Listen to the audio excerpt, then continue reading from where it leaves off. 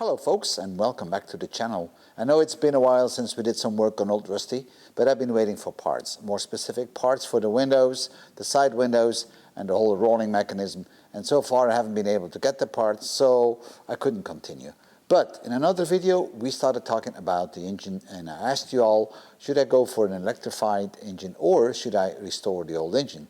Or rebuild the old engine. And that's what we're going to do now, because we decided to rebuild the old engine. And in this video we're going to take the engine block apart, we're going to take the crankshaft out, we're going to take the camshaft out, we'll inspect them and see if we need machining work. We also will clean the block, we'll clean all the parts that belong to the block, and we repaint the block. I know it might be a little bit boring and not very exciting in this phase of this video. I think it's going to be more interesting once we start reassembling the engine block itself, but I can't do that without having the crankshaft most likely regrinded. So I need to have a check first and see what we can do. So let me show you where we are. And here are all the parts that we took out of Old Rusty. We're going to focus on the engine block itself. So we're going to focus on the pistons, we're going to focus on the sleeves, and all the parts that are sitting on the bottom part of the block. So let me show you the block. And here it is, the engine block. And this engine block, we will have to clean it up with high water pressure because it's really dirty. We really have to get all this dirt off, then degrease it. Let me show you the other side, guys. You can see how bad that is.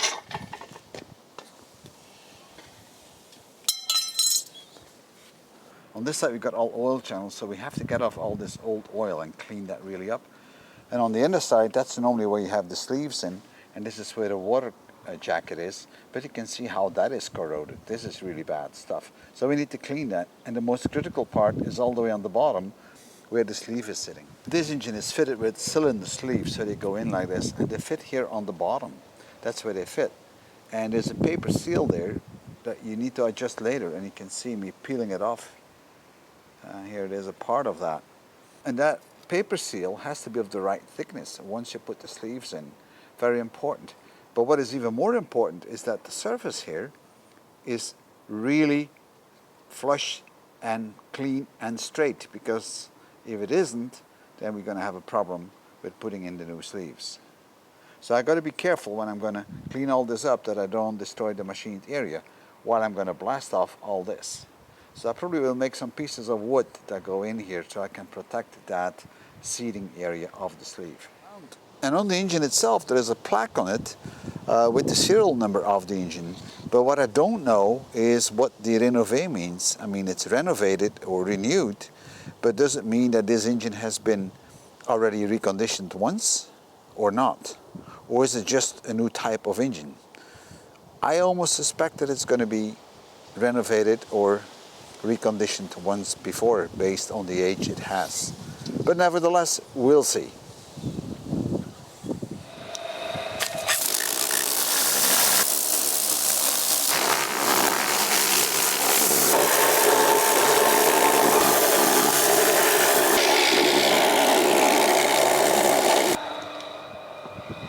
We got a lot of stuff off this block already, but it's not yet done because I still want to degrease it and get it even further cleaned, and then I want to sandblast it.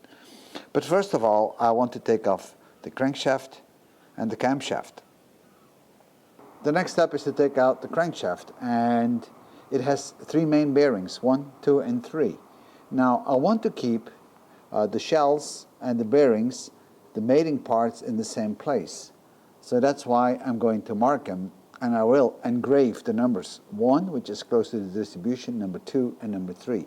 So once I put it back together, I know exactly where the pieces have been. So this is number 2.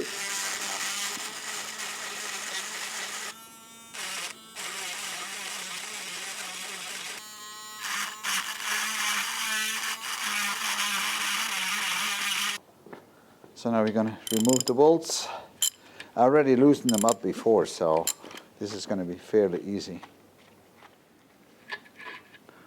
There we go. Doesn't look too nice, but of course I've been using a lot of water now, so let's keep that aside.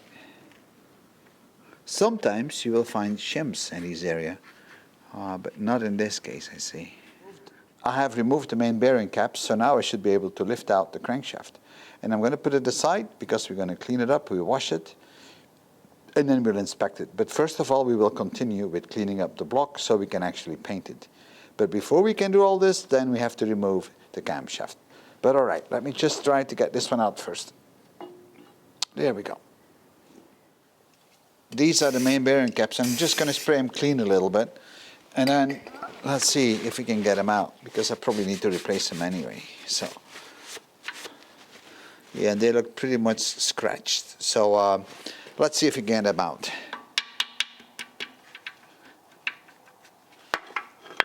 There we go, that's one. You can't place the shells in really wrong because there's a center point there. And these are the little holes on the side. These are the oil channels, so that assures that the bearings are greased and oiled. So I got to make sure that these are all open and clean inside. This is the camshaft held in place by 2 bolts and a truss washer. So I'm going to remove this, and then I should be able to get this camshaft out. And I keep all my parts together, so everything from the camshaft goes in a camshaft box. Everything from the crankshaft goes in a crankshaft box. All right, so now I should be able to get this out. I'm going to knock on it a bit first. All right, so that's moving back and forth a bit. So let me...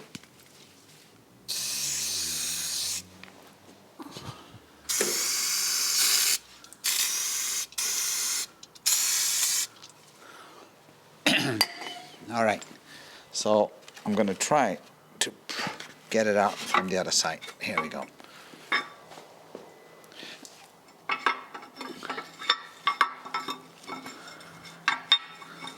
You got to find the right notches to get it out. Now here I have another bearing. There we go. Right, here it is. We're going to place it aside and we clean it up as well. So the block is now stripped, so the next thing I'm going to do is to degrease it completely a couple of times, clean up all the channels with compressed air, and then I'm going to hose it down again, and then when it's dried up, I'm going to blast it again with Garnet 330, a very fine grit, especially on the outside. I'm not going to blast on the machined areas.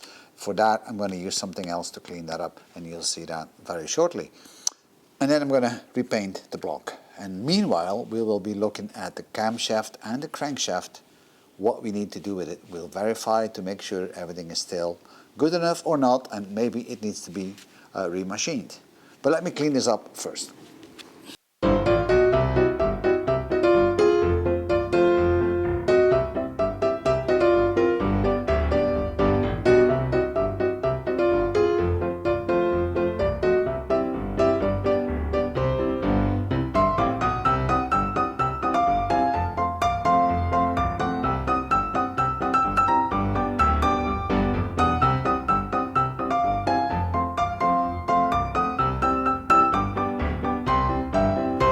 So guys, while the motor is drying up, we're going to clean the crankshaft.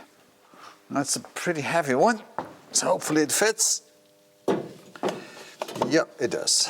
So let's do that. I don't need to clean this completely, but I still like to have it clean enough. So we're going to give it a good rub down, and then we're going to check the journals and the main bearings and see what the situation is, because we may have to get it all machined.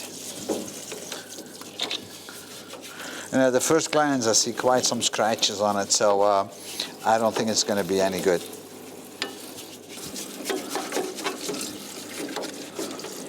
Let us have a look on the camshaft and see if we can reuse this or not. I think overall the cams are not looking too bad. There's a bit of corrosion on it, but I think we can polish that out.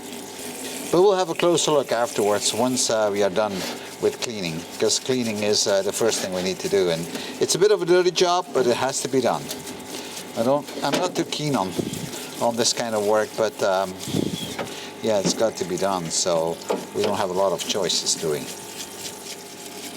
It would be better if I could do this in an ultrasonic bath or a warm bath, but I don't have sizes like this in ultrasonic, so I might as well do it the old way. There's a lot of cleaning work to be done, and these are the main bearing shells that I'm kind of pre-cleaning a bit, because because I'm going to put them in the ultrasonic cleaner. They will fit. But first of all, I want to get most of the dirt off it, because they are really dirty.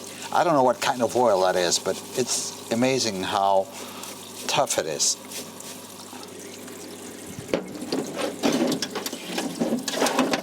I guess this is good enough.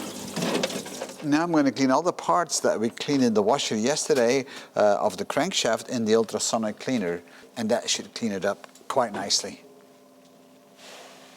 There we go. And now we can start it. This is going to take about half an hour, and an ultrasonic cleaner is a very handy tool to have if you have to clean carburetors or any other parts that are kind of dirty.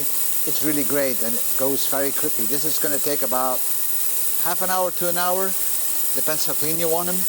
And then we'll take them out, and then we're going to wash all the other parts of the engine. So in the next video, you will see all the clean parts that come out of this.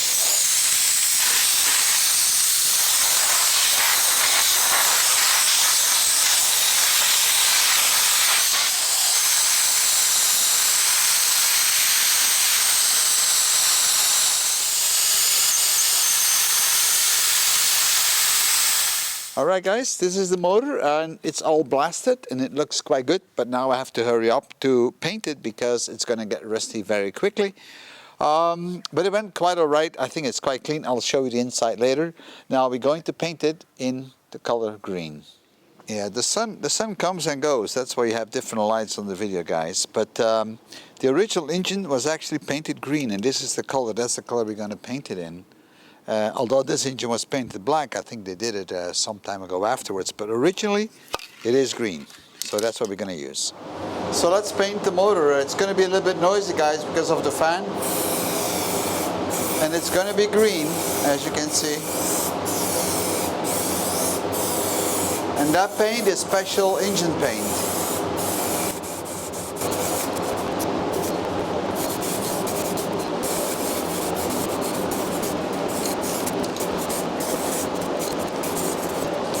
Now it's time to check the crankshaft, what we have to do with it, but I can already see that there's a lot of scratches on it, so I have to get it reconditioned. But nevertheless, getting it reconditioned, you need to know how much the machine shop is allowed to take off your journals, and therefore you need to know what the standard size is, the standard diameter of your journals, and also what are the oversized shells or bearings that you can put in. Now I know for this engine I can get everything 0.25 mil and upwards. So the standard diameter of my journals for the big ends is 48 mil.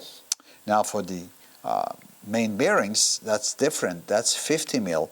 So we're going to use a micrometer to see exactly how far down they are. Maybe they have been redone before. So we need to make sure that this is correct. So therefore, I'm going to use a micrometer, which I already pre-set to 48 mil. So I'm just going to slide it over. Now, checking your journals. Now, I'm not going to do all the checks on this because it is scratched. So I don't really worry about too much of that. But normally what you do is you do 3 checks. You check for roundness. Is my journal still round? Then check for tapering. Is my journal on one side not bigger than the other side? So it's tapered like this. And then the last test you do is check the thickness on 3 axes. So like so, so, and so. So that way you know exactly what it is. And you take all these measurements and then you compare them with your manual, and then you can figure out if it's still within specs or not. Now this one, it's not, because it's full of scratches, so I have to get it reworked. Nevertheless, I still need to measure the dimensions, and that's what I'm going to do right now. I'm going to put some WD-40 on it because I do not want to scratch my micrometer. And I'll do it on all of them, and then I'm just going to wipe it around a bit. So, alright, that's good. With my micrometer locked into place and set to 480 or 48 mil, I'm now going to check out how smoothly that goes over it on all edges.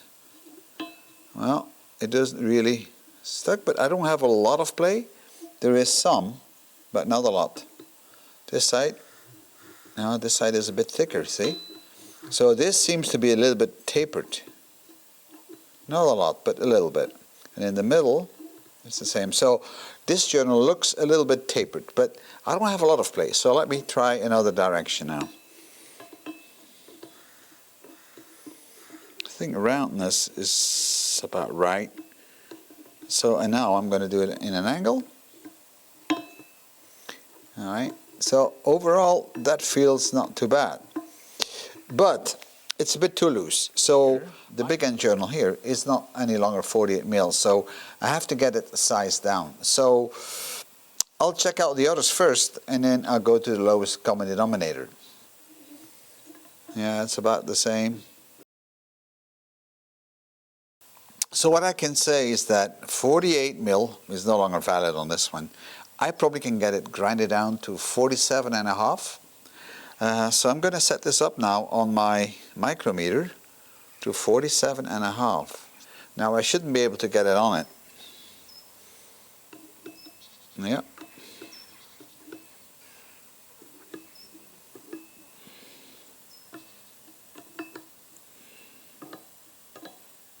So I think if I get it grinded down to 47.5 mil, I should be good. I don't see how deep the grooves are. I can't measure this. And there's also some corrosion on it. But I think if I get it done at 47.5, I should be good for the big end journals. So now let's check the main bearings. Now the main bearings are supposed to be 50. So let's turn it to 50. And then see. So let's turn it to 50.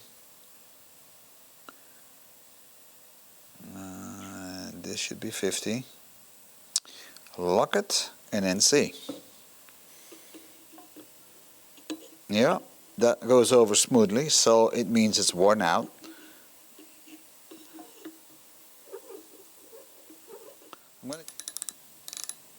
So I think if I look at this, 49.5 would be good. The end conclusion for the crankshaft is that I need to get it machined. I have to get all these little grooves out of it. And I think, based on the measurements we've done, that the big end journals probably will be okay if he grinds them down to 47.5. If that is not working, then he can go to 47.25. And if that's still not good enough, then I'll tell him go to 46, which is the maximum size I can go on this engine, because that's the maximum bearing or shell I can get. For the main bearings, the story is the same. They are supposed to be 50 mil, but those are not 50 mil anymore. So he can get them down to about, I think 49.50 should be good. And if that doesn't work out, I'll tell him if he still sees scratches and an evenness, then he can take even a bit more out. You know, up to about 49, which is the absolute maximum. So this is how you do it. So you should never turn in a crankshaft for grinding the crankshaft if you don't know what the oversized dimensions are of the bearings that you can get.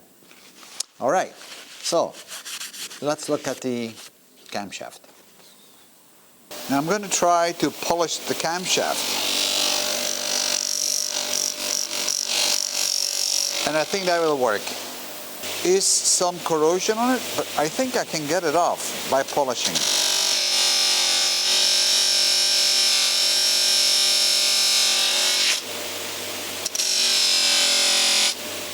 I've been polishing the camshaft and it doesn't look too bad. I'm going to give it a bit more and then see how good it is.